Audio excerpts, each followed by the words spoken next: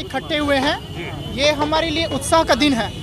लेकिन झारखंड में हम कोई भी उत्साह नहीं मना पाते हैं क्योंकि झारखंड की सरकार 2014 से सो रही है।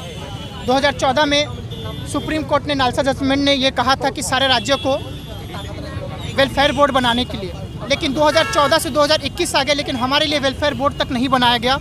आज तक हमारे लिए आवास योजना नहीं दी गई, हमें रोजगारों से जोड़ा नहीं गया, हमें शिक्षा से जोड़ा नहीं गया, हमारे लिए कहीं शौचालय नहीं है, हमारे लिए कोई सामुदायिक भवन नहीं है। तो बताइए हम कहाँ जाएं?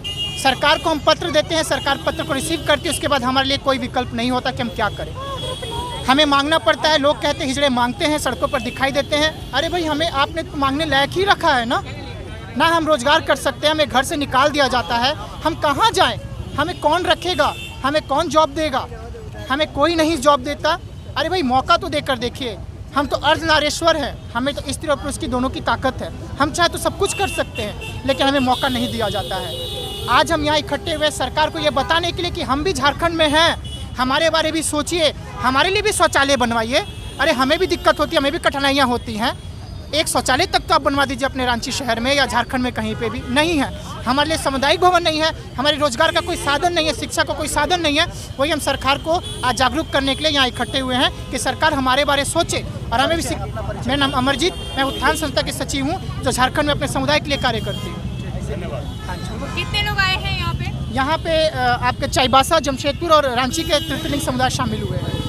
आपको नहीं लगता है रांची के और लोकल लोग नहीं है यहाँ पे? देखिए क्या होता है ना कि हमारे परिवार वाले हमें एक्सेप्ट नहीं करते हैं, तो समाज से हम क्या उम्मीद रख सकते हैं? अगर आज यहाँ वहाँ आ जाएंगे, कल आपकी मीडिया में वो दिख जाएंगे, तब अबे तू तो छक्का है, तू तो गांडू है, तू ऐसे कार्यक्रम में गया था। तो उस व्यक्ति की क्या इमेज खराब होती है वो हम जानते हैं ना।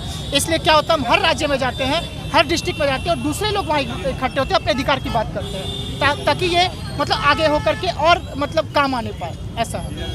आप झारखंड वासियों और सरकार को अपनी ओर से क्या संदेश देना चाहेंगे? संदेश हमारा यही है कि सरकार जागे, हमारे बारे सोचे, हमें हमारे लिए भी रोजगार का साधन निकाले, हमारे लिए भी शिक्षा का साधन निकाले। छत्तीसगढ़ में तो ट्रांसजेंडर पुलिसों में आ रही है, लेकिन हमारे यहाँ कहीं एक भी ट्रांसजेंडर पुलिस में है, कोर्ट में है, नहीं है। अरे हम भी शिक्षित हैं, मौका देने की जरूरत है, हम झारखंड को बदल सकते हैं।